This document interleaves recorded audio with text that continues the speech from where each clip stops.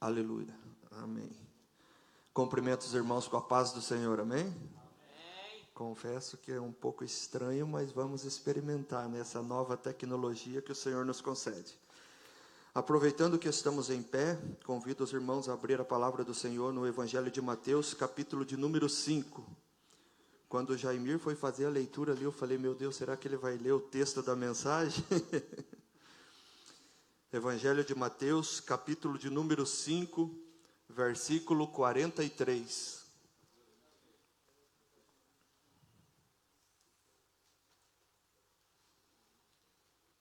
Todos acharam, amém? A palavra do Senhor nos diz assim: ouvistes que foi dito, amarás o teu próximo e odiarás o teu inimigo. Eu, porém, vos digo, amai os vossos inimigos, bendizei os que vos maldizem, fazei bem aos que vos odeiam, e orai por aqueles que vos maltratam e vos perseguem, para que sejais filhos do vosso Pai que está nos céus. Porque faz que o sol se levante sobre maus e sobre bons, e a chuva desça sobre justos e injustos. Pois, se amardes os que vos amam, que galardão tereis? Não fazem os publicanos também o mesmo? E se saudardes unicamente os vossos irmãos, que fazerdes demais? Não fazem os publicanos também assim? Sede vós perfeitos, como é perfeito o vosso Pai que está no céu. Podeis assentar neste momento, amém? Aleluia. A palavra maravilhosa do Senhor aos nossos corações nesta noite. Creio que esta palavra nesta noite não vai arrancar muitos amém, muitos aleluia, mas é totalmente necessária para a igreja de Cristo. É uma palavra que vem para confrontar o nosso cristianismo. Que cristianismos nós temos vivido nesses últimos dias? Que cristianismo nós temos demonstrado ao mundo?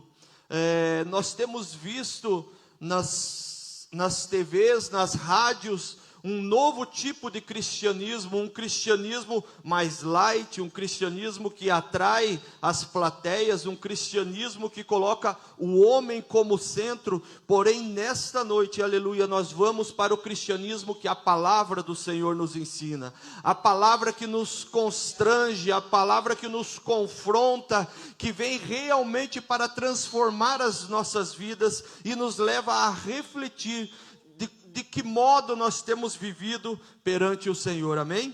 E eu quero começar nesta noite contando uma história. Eu assisti há algum tempo atrás um vídeo, e esse vídeo marcou a minha vida. Era um documentário a respeito do assassino de Green River, um dos maiores serial killers dos Estados Unidos. Até hoje ele desponta entre os maiores casos de assassinatos, de psicopatas dentro dos Estados Unidos. E o que me chamou a atenção é que esse homem, só para você entender, ele é culpado, ele confessou mais de 70 homicídios, e ele foi condenado por 48 que foram comprovados, 48 mulheres que ele assassinou. E como é de costume nos Estados Unidos, eles fazem aqueles júri, aquele tribunal público, onde todos os familiares, amigos das vítimas vêm e comparecem ao julgamento. E esse momento estava sendo filmado. Em um determinado momento daquele júri, aqueles que estavam ali, os parentes, os familiares, eles receberam a oportunidade de falar uma palavra àquele homem que havia assassinado os seus parentes, os seus familiares, de uma maneira terrível. E muitos levantavam com ódio, olhavam aquele homem, e os psicólogos, a maioria deles, dizem que os psicopatas, os sociopatas, eles não têm sentimentos. E esse homem, quando você olha ele naquela filmagem, ele está com a cara de desdém. Muitas pessoas ali falando que odiavam, desejando a morte. Uma mulher estava com tanta raiva que ela começa a babar pelo canto da boca, desejando um inferno para ele, que ele morresse de uma maneira cruel. E aquele homem com um olhar frio, de desdém, olhando as pessoas, as vítimas, chorando muitas vezes, desejando todo tipo de maldição para aquele homem. Mas de repente é dada a oportunidade ao pai de uma das vítimas. Ao pai dela, um senhor já de idade, com sua barba branca, longa, um senhor com um suspensório colorido, levanta e pega o microfone. Quem olhava aquele homem não esperava muito, além do que já foi dito de maldições sobre a vida daquele homem. Porém, quando ele assumiu o microfone, ele diz: Senhor, o nome dele é Ridgway, Senhor Ridgway, o Senhor tornou a minha vida difícil. Essas pessoas que estão aqui, todos te odeiam, porém, eu não faço parte delas. E ele diz: você tornou a minha vida difícil, e eu vou ter que fazer aquilo que eu acredito, que o meu Jesus me ensinou, e eu vou ter que perdoar você. Hoje eu perdoo você. E aquele psicopata que estava com um olhar de desdém, que estava sem nenhuma expressão, naquele momento ele começou a chorar diante daquele tribunal, copiosamente. E o que eu quero dizer com isso é que o amor constrange. Será que nós teríamos essa mesma atitude se nos colocássemos no lugar desse homem? O inimigo das nossas vidas, o inimigo das nossas almas, tivesse em nossa frente aquele que tirou muitas vezes a vida de um familiar, que nos ofendeu, que fez algo, que nos trouxe alguma perda. Será que teríamos a capacidade daquele homem de olhar para essa pessoa e dizer: eu te perdoo, eu não te odeio? Aquilo falou muito forte ao meu coração e me confrontou. Que tipo de cristianismo nós temos vivido? E a palavra nesta noite, ela vem para nos confrontar, ela vem para nos levar a refletir se realmente nós nascemos de novo, se realmente nós estamos vivendo segundo os princípios do reino de Deus. O texto que eu acabei de ler, ele está inserido no Sermão do Monte, que também foi lido aqui pelo pastor Jaimir nesta noite. E o Sermão do Monte é provavelmente uma das partes dos ensinos de Jesus mais conhecida de todos, porém a menos compreendida, porém a menos obedecida. Aqui mais existem distorções, porque se pegam textos isolados e distorcem e usam da maneira que querem. Eu cansei de ver pessoas pegando versículos isolados do Sermão do Monte e aplicando de uma maneira totalmente errada e ensinando, e a igreja ouvindo e recebendo aquilo. Mas Jesus aqui, ele está combatendo exatamente isso. Jesus está combatendo o falso ensino que era pregado pelos fariseus e os escribas, que pegavam as leis e distorciam e colocavam agora um ensinamento sobre aquele povo que vivia conforme o ensinamento deles. E Jesus vem dizer: olha, vocês ouviram o que foi dito, ou seja, vocês estão andando por aquilo que vocês ouviram, pelos ensinamentos dos escribas e fariseus. Eu, porém, vos digo, aleluia. E a palavra de Jesus, ela vem para corrigir, ela vem para quebrar todo o falso ensino, ela vem para quebrar toda a mentira, para desmascarar o inimigo que muitas vezes quer nos levar a viver de uma maneira errada, achando que estamos vivendo corretamente. E a palavra do Senhor, ela vem nesta noite nos confrontar. E para você entender rapidamente o Sermão do Monte, eu quero dividir ele em 3 partes. Ele está localizado no capítulo 5, 6 e 7 de Mateus. Mateus foi o que mais juntou as partes do Sermão do Monte e que tem a maior extensão, por isso eu gosto de estudar o Sermão do Monte em Mateus. No capítulo 5, ele vai falar a respeito da verdadeira religião, que é expressa e vivida através daqueles que nasceram de novo, daqueles que não andam mais segundo o padrão desse mundo, mas que agora vivem segundo os princípios do reino de Deus. No capítulo de número 6, ele vai trazer uma interpretação correta de como devemos preservar todas as nossas ações externas, sem nos misturar com os desejos mundanos. Ele vai tratar ali do jejum, da oração, das esmolas, que nós devemos muitas vezes tomar cuidado, porque podemos fazer aquilo que é certo com a intenção errada. Podemos jejuar, podemos orar, podemos vir à igreja, podemos dizimar, podemos fazer tudo certo, porém com a intenção errada. Sexta-feira eu estava aqui na vigília dos jovens, estava ministrando a palavra a eles, e eu falava a respeito da presença de Deus. E eu citei ali 2 exemplos, onde a presença de Deus traz morte. Mas a presença de Deus não é vida, a presença de Deus não é bênção, sim. Mas quando buscamos da maneira errada e com a intenção errada, ela pode trazer morte. A palavra do Senhor nos diz que quando os filhos de Eli, Ofni e Finéia, foram com o exército à peleja contra os filisteus, eles estavam perdendo a peleja, e em determinado momento eles pensaram, não, mas nós estamos perdendo por falta da presença de Deus, que era simbolizada naquele tempo pela Arca da Aliança. Então eles disseram, vamos buscar a presença de Deus, a Arca da Aliança, para que nós possamos vencer a batalha.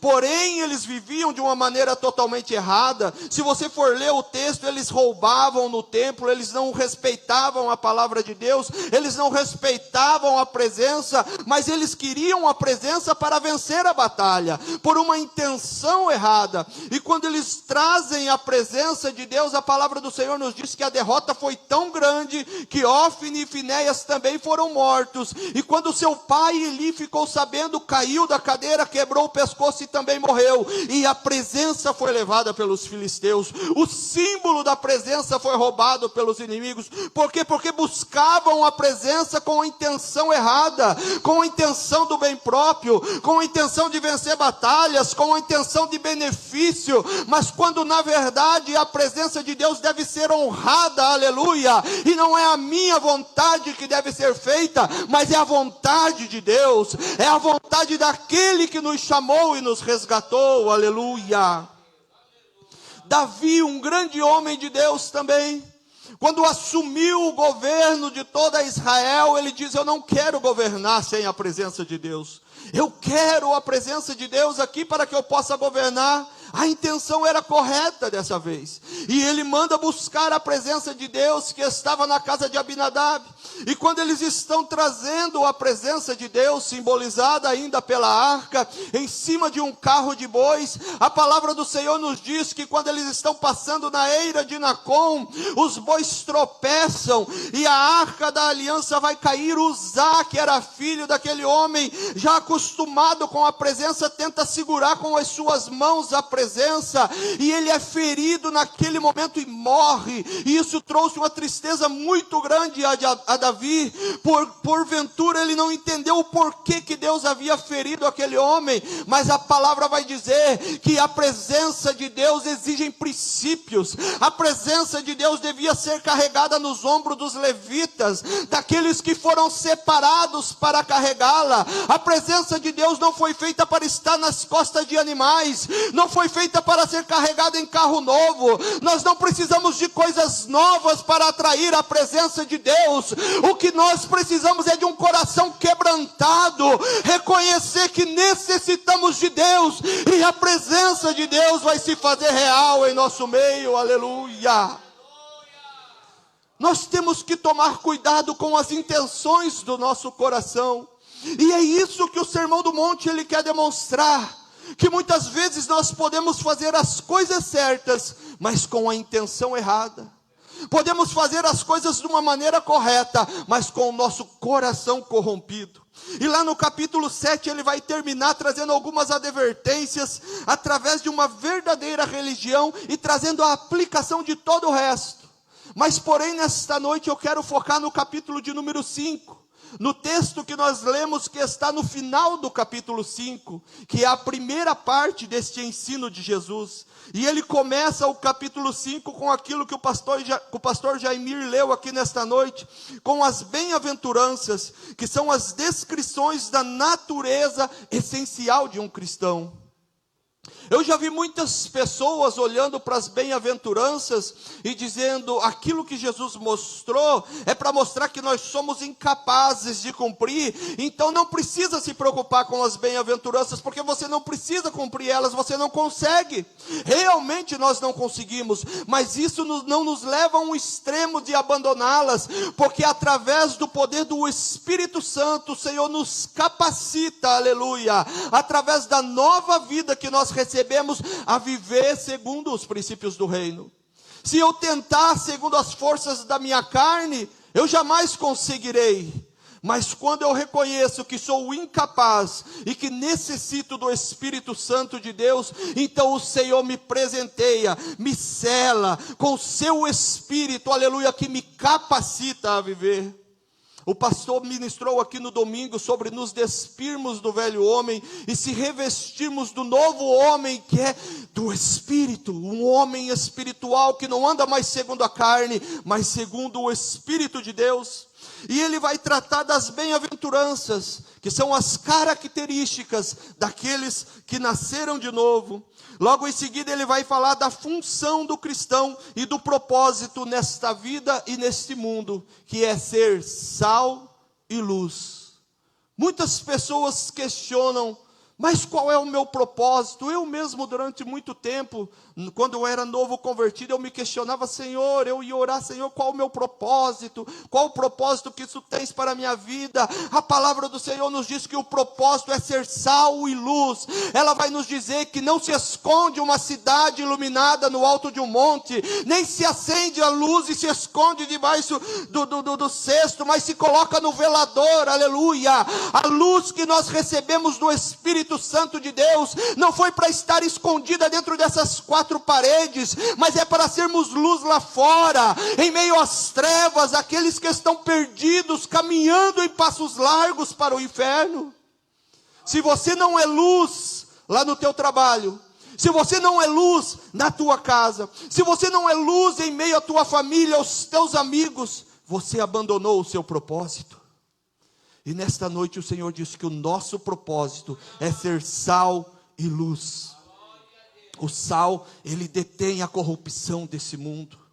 O sal, ele chega num ambiente onde todos estão falando piadas sujas, estão com conversas erradas, e de repente alguém olha e fala, olha, mas é o pastor Júlio que está chegando, é o irmão Davi, é o irmão que está chegando ali, vamos mudar a conversa, porque ele não gosta desse tipo de conversa. O ambiente onde nós chegamos, nós mudamos aquele ambiente, aleluia. Nós não somos moldados pelo ambiente, mas nós, pelo poder do Espírito que habita em nós, transformamos o ambiente onde chegamos. E é isso que o Senhor está dizendo, ei, o propósito de vocês é ser sal e luz, é deter a corrupção deste mundo, é iluminar aqueles que estão em trevas, como outrora nós estávamos. Efésios capítulo 2 vai nos dizer que nós estávamos mortos em pecados e delitos, e que andávamos outrora segundo o curso deste mundo, mas agora o Senhor nos resgatou. E cabe a mim, cabe a você, iluminar esse mundo, onde aqueles que estão perdidos não acham uma solução, não sabem o que fazer, muitos estão desesperados, mas nós temos a solução, e a solução é Jesus Cristo de Nazaré, aleluia. E aqui ele está falando para judeus. Então ele, preocupado agora com os questionamentos que surgiriam, ele está trazendo uma nova lei e está abandonando a lei. Ele vai falar também do relacionamento do cristão com a lei. Ele vai dizer que ele não veio para abolir a lei, como muitos falam, mas ele veio para cumprir a lei. Jesus é o cumprimento da lei, tudo na lei apontava para ele. Jesus é o sacrifício perfeito, Jesus é o cordeiro imolado antes da fundação do mundo, aleluia, o qual foi crucificado de uma vez só pelo meu e pelo teu pecado. Jesus não veio abolir a lei. E agora ele vai começar a falar de duas relações, dois aspectos a respeito da lei, que é o texto em que nós entramos agora. A partir do versículo 21, ele vai falar tanto do aspecto negativo, que eu já falei que era a interpretação da lei, dos escribas e fariseus, como aspecto positivo a respeito da lei, que era a interpretação correta que Jesus está trazendo agora.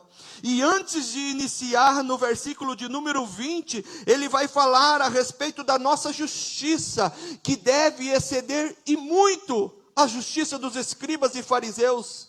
Eu imagino o desespero daquele povo naquele momento, quando Jesus falou: ei, a justiça de vocês deve exceder e muito a justiça dos escribas e fariseus.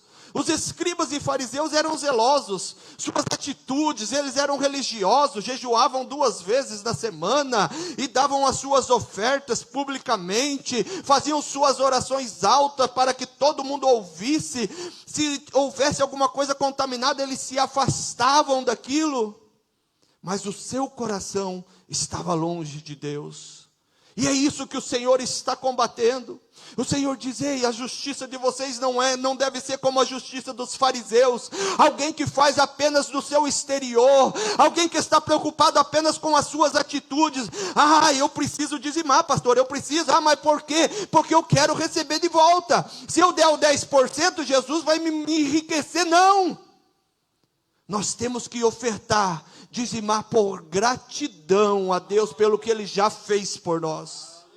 Se eu dizimo é porque Ele me abençoou. Se eu oferto é porque o Senhor abençoou a minha casa, me deu um trabalho, tem sustentado o meu lar, a minha família não tem passado necessidades, e eu quero contribuir como forma de gratidão, aleluia, e reconhecimento das bênçãos de Deus sobre a minha vida.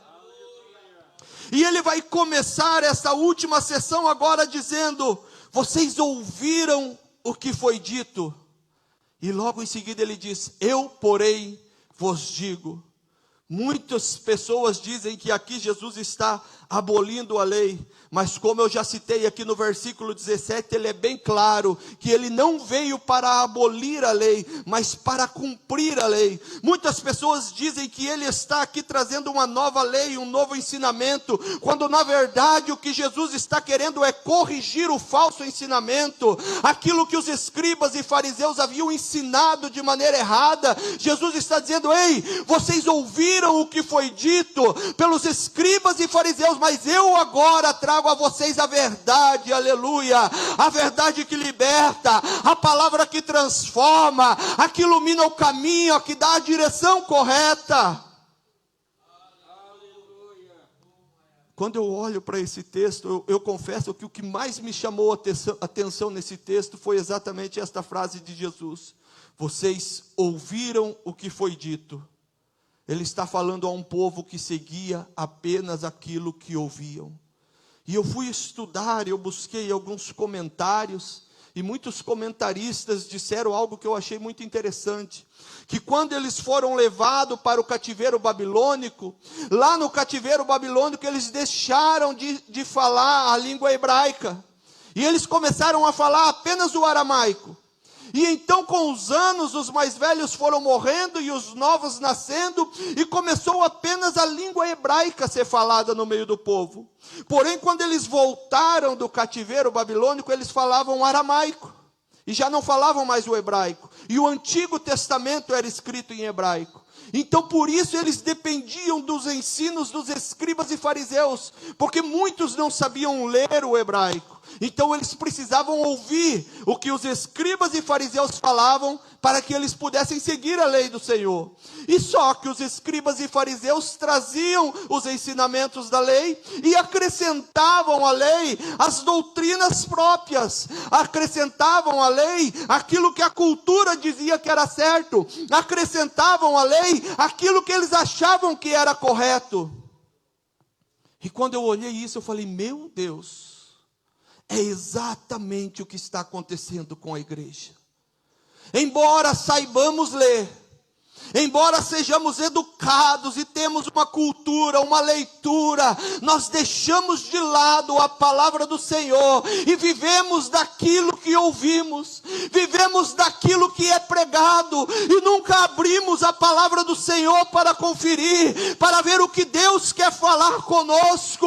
E por isso muitos têm estado perdidos, porque andam como cegos guiando cegos, pessoas que distorcem a palavra de Deus, buscando atrair multidões, buscando atrair agendas. Mas eu não estou preocupado com agendas nesta noite, eu não estou preocupado com multidões, eu estou preocupado é que você ouça a palavra de Deus nesta noite, aleluia, porque mais uma vez, como Jesus falou, vocês ouviram o que foi dito, eu porém vos digo, eu quero ressaltar nesta noite, vocês ouviram o que foi dito, se afaste das pessoas más, se afaste das más influências, se afastem das pessoas negativas, aqueles que te levam para baixo, aquele que te ofendeu, se afastem dessas pessoas.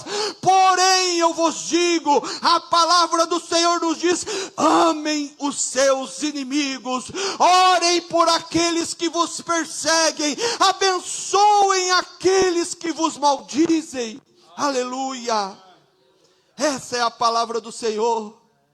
Embora ela venha confrontar o nosso ego, nós estamos, eu já falei isso em várias pregações aqui, mas é porque já tem mais de 9 meses que nós estamos estudando ali em casa o Sermão do Monte. E agora, semana passada, nós terminamos o capítulo de número 5. Depois de 9 meses, terminamos o capítulo de número 5, para você entender a riqueza do Sermão do Monte. Cada versículo que nós nos assentamos para estudar, nós levamos 1h30, 2 horas, conversando sobre aquilo que o Senhor está nos ensinando. E eu confesso, isso tem confrontado as nossas vidas. Em alguns momentos, nós já chegamos às lágrimas em volta da mesa, olhando para o que Jesus está dizendo, e olhando para o tipo de cristianismo que nós temos vivido, olhando para o tipo de atitude que nós temos tomado no nosso dia a dia. Quando nós olhamos o que a palavra do Senhor nos diz, eu falo, meu Deus do céu, como pode eu viver dessa forma? Como pode Jesus me amar, eu sendo tão pecador? Mas nesta noite, aleluia, a palavra do Senhor vem mais uma vez dizendo, vocês ouviram o que foi dito, mas eu porém vos digo, aleluia. E se você abrir o teu coração nesta noite, não apenas os teus ouvidos, porque você ouve aqui, amanhã você já nem se lembra do que foi pregado, mas se você abrir o teu coração, ouvir com o teu coração nesta noite, esta palavra é poderosa para transformar a tua vida, para transformar o teu coração e nos capacitar a viver segundo os princípios do reino de Deus. O Senhor Jesus, Ele está preocupado. Eu quero pedir ali para projetar aqui para mim, Levíticos capítulo 19, versículo 18. Eu quero olhar o que a lei diz a respeito disso. A lei no Antigo Testamento vai dizer assim, não te vingarás, nem guardarás ira contra os filhos dos teus povos, mas amarás ao teu próximo como a ti mesmo, eu sou o Senhor. A lei, ela enfatiza o amor em detrimento da vingança. Ou seja, se a vingança, se alguém me causou algum dano, alguma perda, algum sofrimento, seja físico, moral, material, seja qual for o sofrimento, a minha resposta deve ser vingança, a minha resposta não deve ser olho por olho, dente por dente, a minha resposta não vai ser vai pagar com a mesma moeda, a minha resposta não deve ser o Senhor vai pesar a mão sobre ele, e ele vai ver quem é ungido aqui, mas a minha resposta deve ser amor. Eu devo amar o meu próximo, eu não devo me vingar. É isso que a lei está dizendo, é isso que a lei do Senhor está nos ensinando, que nós não devemos olhar para o nosso inimigo com desejo de vingança. Nós não devemos olhar arquitetando como ou desejando o mal para a vida daquela pessoa, mas nós, como nascidos de novo, aleluia, como recebemos um coração transformado, a profecia lá no Antigo Testamento vai nos dizer que o Senhor tiraria o coração de pedra e colocaria em nós agora um coração de carne, aleluia. E se eu recebi este novo coração do Pai, eu tenho que estar pronto a amar, eu tenho que estar pronto a amar, mesmo que seja o meu inimigo, mesmo que seja aquele que me ofende, aquele que fala mal de mim, aleluia. E Jesus vai usar isto, Ele vai falar dessa forma, Ele vai usar 6 vezes, vocês ouviram o que foi dito, eu porém vos digo. E Ele vai combater ali temas que são essenciais para as nossas vidas. Ele vai combater ali o homicídio, Ele vai combater o adultério, o divórcio, o juramento, vingança. E Ele vai finalizar com o amor. Porque Ele sabe que se nós temos amor, o amor é a base de toda a lei. Se eu amo, aleluia, o meu irmão, eu não vou assassinar o meu irmão, seja fisicamente, seja com palavras, seja com atitudes. Se eu amo o meu irmão, eu não vou desejar as coisas que são dele. Se eu amo de verdade, aleluia, eu não vou trair a minha esposa, não vou abandoná-la, nem destruir a família do próximo. Se eu amo o meu irmão, aleluia, eu vou viver segundo os princípios do reino de Deus. Aleluia. É por isso que ele fecha com o amor, que ele sabe que o amor é perfeito. O amor, ele nos molda, ele nos transforma. O amor arranca toda mágoa, todo o ódio. Embora hoje em dia não precisa ser inimigo. É triste dizer isso. Mas no meio da igreja do Senhor, existem aqueles que dizem que nasceram de novo, mas não conversam com o seu irmão. Existem pessoas que dizem que nasceram de novo, mas mudaram de igreja porque não gostam do irmão que ficou lá. Existem pessoas que dizem que receberam um novo coração do Pai, mas não se reúnem mais com a família, porque alguém vai estar lá e ele diz, eu não quero me assentar no mesmo lugar que aquela pessoa. Que novo nascimento é esse?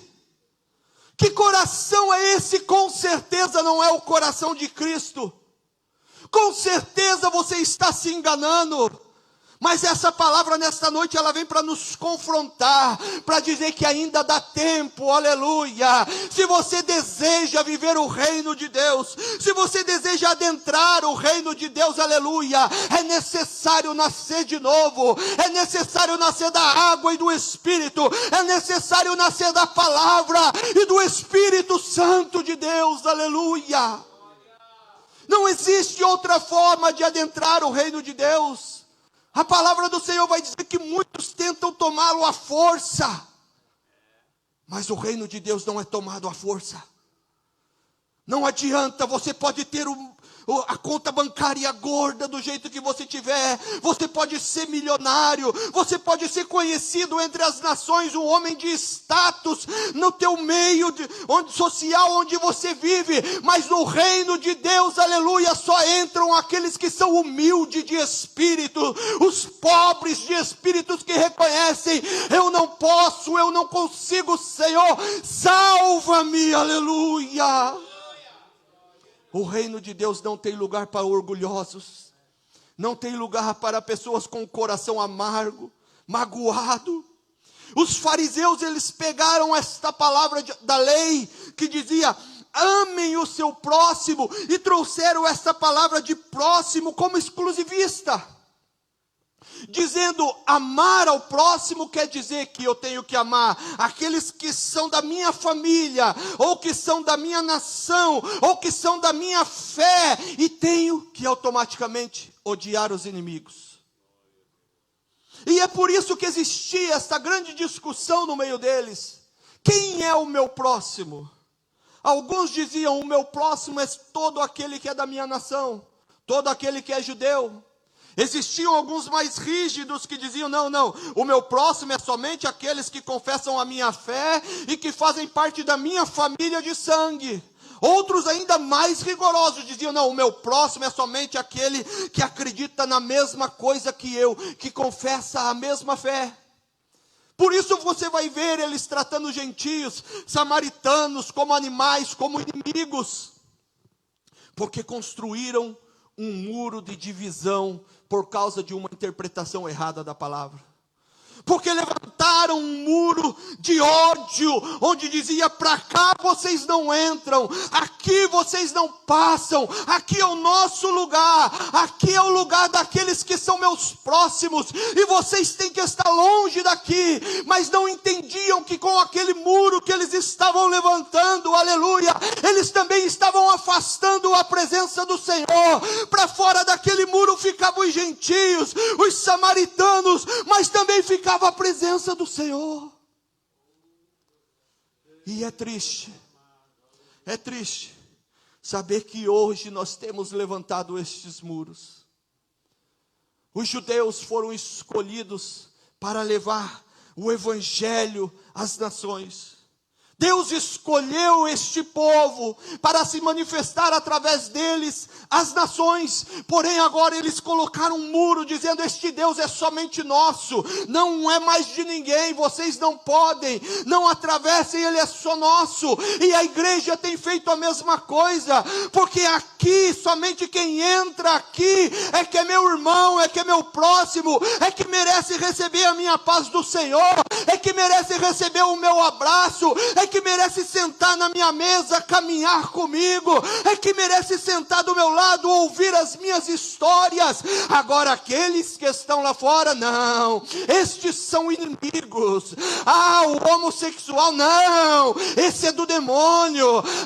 O traficante, o bandido, o estuprador, esses eu já entreguei a Satanás. E a igreja tem construído um muro de divisão, e com este muro eles têm afastado a presença do Senhor. Mas a palavra do Senhor nos diz, em Efésios capítulo 2, versículo 14, porque Ele é a nossa paz, e que de ambos os povos fez só um, derrubando a parede de separação, em seu corpo Ele desfez a inimizade que havia. O Senhor morreu para que este muro fosse derrubado.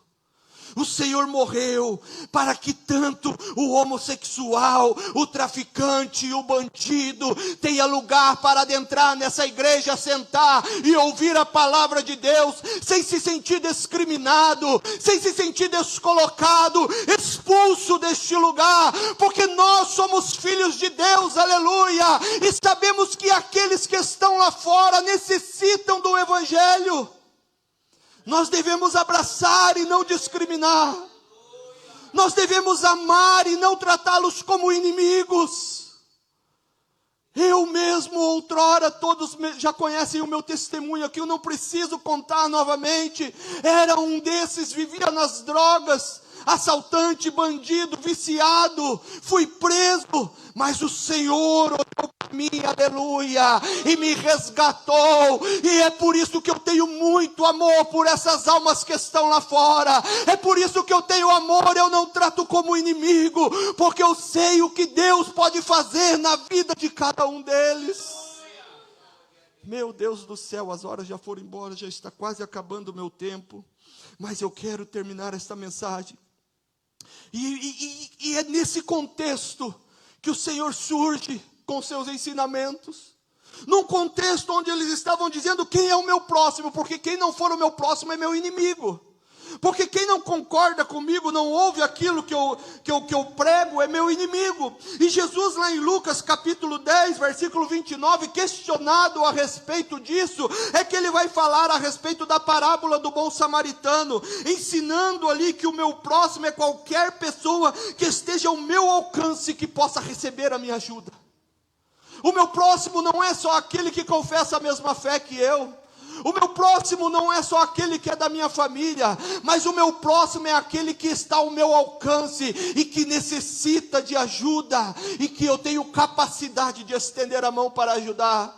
Ele não é o meu inimigo, ele não pode ser tratado como meu inimigo, ainda que tenha feito coisas para nos ofender, para nos maltratar. Ele merece o nosso amor. Por quê? Porque nós nascemos de novo, aleluia. E Jesus está destruindo todo esse falso ensinamento, todos esses corruptos que estavam corrompendo a verdadeira religião. Ele está dizendo: ei, vocês ouviram o que eles disseram, mas agora eu estou falando, aleluia. E aqui neste lugar não tem lugar para filosofia, aqui neste lugar não é Sócrates quem vai trazer ensinamento, aqui neste lugar não é nenhum grande pensador que vai trazer ensinamento, mas é o dono da igreja, aleluia.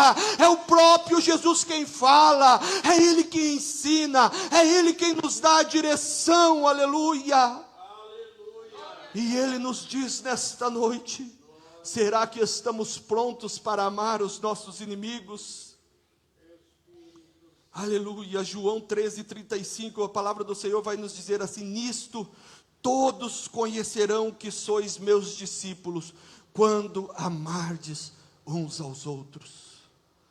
Jesus fala que a maior característica do povo cristão, dos seus filhos, dos seus discípulos, é o amor. O mundo vai olhar para nós e vai reconhecer que nós somos filhos de Deus quando nós aprendemos a amar. Não um amor interesseiro, não um amor porque é atrativo, não um amor por benefício, mas porque eu não merecia, aleluia. E o Senhor me amou quando eu ainda era inimigo do Senhor. E é por isso que eu devo amar. É por isso que as pessoas, não seja inimigo, seja quem for, devem ser alvos deste amor. E eu acho maravilhoso que ele vai usar aqui o exemplo do próprio Deus. Ele vai dizer aqui no versículo 44: eu vos digo, porém, amai os vossos inimigos, bendizei os que vos maldizem.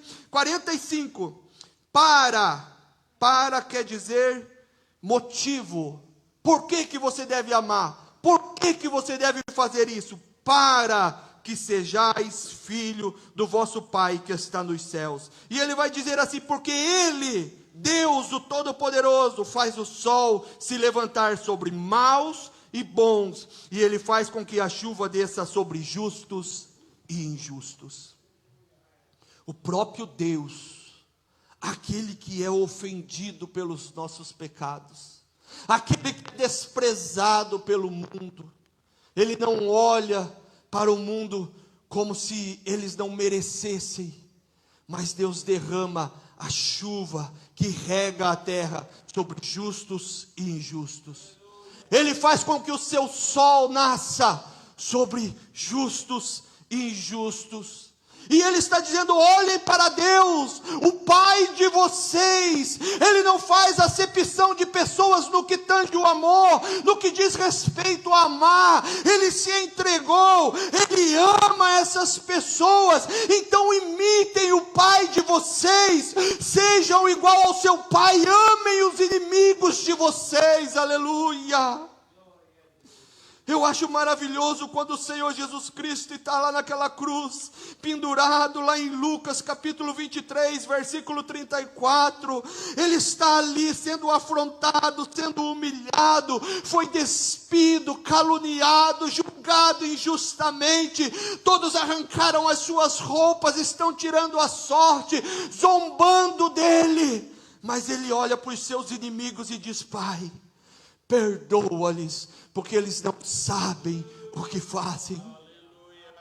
Se nem o sofrimento da cruz, se nem a humilhação do martírio, se nem todas as afrontas que Jesus sofreu naquele lugar foram capazes de calar a sua oração pelos seus inimigos, o que vai calar a minha oração? Será que é uma palavra contrária? Será que é porque o irmão passou e não me cumprimentou, porque alguém fez algo? Nada pode calar a minha oração, nada pode impedir o meu amor, aleluia. Assim como o Pai amou, eu também devo amar.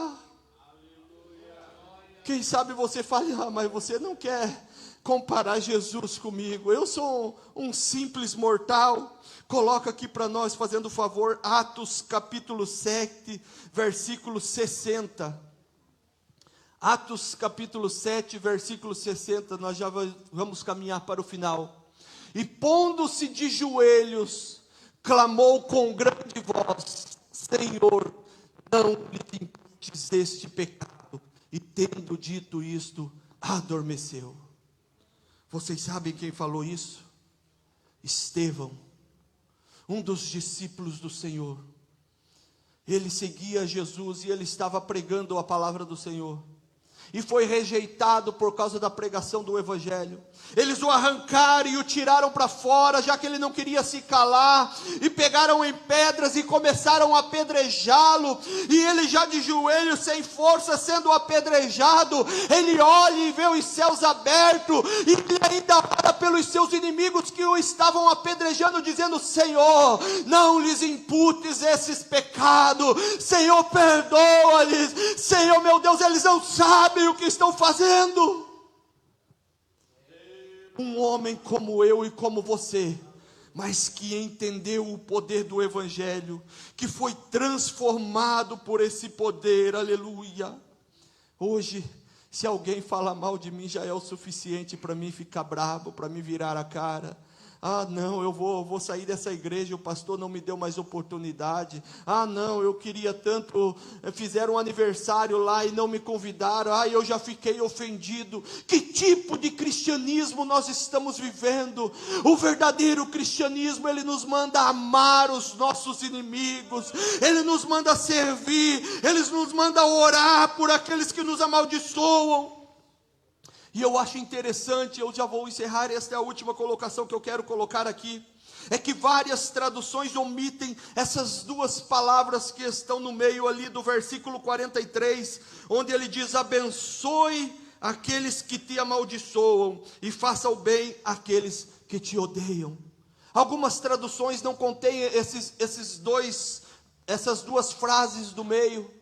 Mas eu acho terrível isso, porque isso tira a essência do versículo. Porque o versículo, ele está nos mostrando um crescente amor em oposição ao ódio. Um crescente amor em oposição à malignidade dos nossos inimigos. Porque ele vai dizer assim lá no versículo 43. Ouvistes o que foi dito: amarás o teu próximo e odiarás o teu inimigo. No versículo 44. Eu vos digo, porém, amai os vossos inimigos, ou seja, aqueles que são inimigos apenas de posição. Nós devemos amar essas pessoas. Bendizei os que vos maldizem. Se alguma pessoa fala mal de nós, ou profere palavras de maldição contra as nossas vidas, nós devemos trazer palavras de bênção sobre a vida dela, abençoar a vida dessas pessoas. Primeiro era um amor apenas de localidade, agora é um amor de palavras. E ele diz assim também: e fazei o bem aos que vos odeiam. Ou seja, se existe alguém que te odeia e toma alguma atitude contra você, pague com o bem, aleluia. Romanos 12, versículo 21, o apóstolo Paulo vai falar: não te deixes vencer pelo mal, mas vence o mal com o bem, aleluia. Porque se alguém faz o mal para você e você paga com o mal, você se torna mal como ele. Mas se alguém faz o mal para você e você paga com o bem, você se torna um filho de Deus. As pessoas vão olhar e vão dizer: este é filho de Deus, aleluia. E ele ainda vai dizer assim, no final do versículo 44, orai pelos que vos maltratam e perseguem. Aqui nós chegamos ao mais alto nível de amor, que é a oração. Se existem pessoas: ah, irmão, mas aquela pessoa me odeia tanto, eu não posso dizer palavras de bênção para ela, eu não posso ter uma atitude de abençoar a vida dela, de me aproximar dela. Mas então ore por ela, porque as pessoas podem impedir de que nós falemos do amor de Cristo para ela, podem impedir que nós tomemos atitudes de abençoar a vida delas, mas ninguém pode impedir as nossas orações de alcançar a vida delas. Se você ama realmente os seus inimigos, ore por eles. Se coloque em pé neste momento, que já acabou o meu tempo. Jesus, ele nos chama nesta noite a repensar o tipo de cristianismo que nós temos vivido? Será que nós somos capazes de amar os nossos inimigos?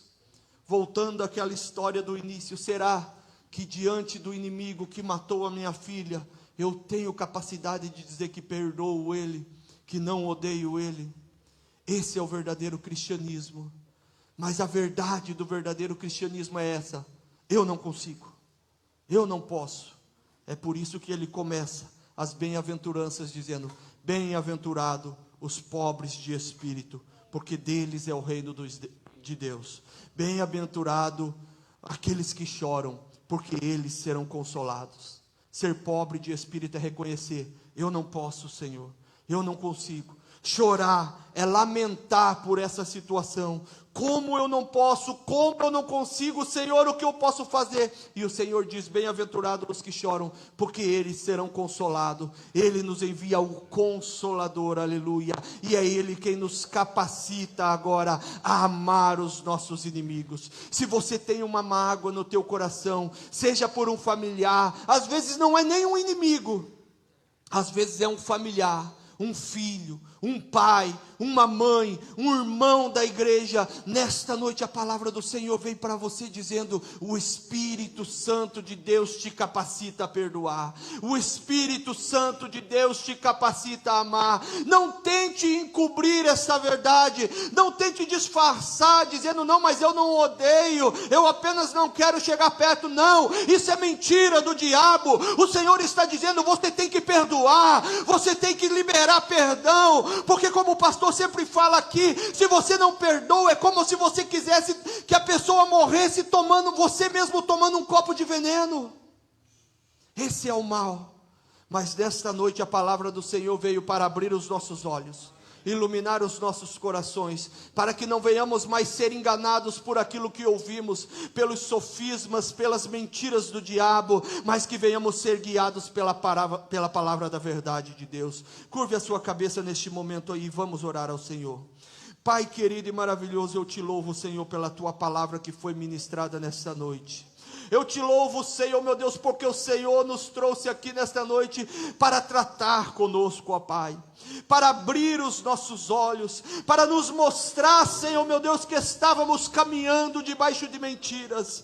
Mas também, Senhor, eu glorifico ao teu santo nome, porque o Senhor nos presenteou com o teu Espírito Santo, ó Pai, que nos capacita, ó Pai eterno, a fazer tudo aquilo ao qual o Senhor tem nos ordenado, ó Pai.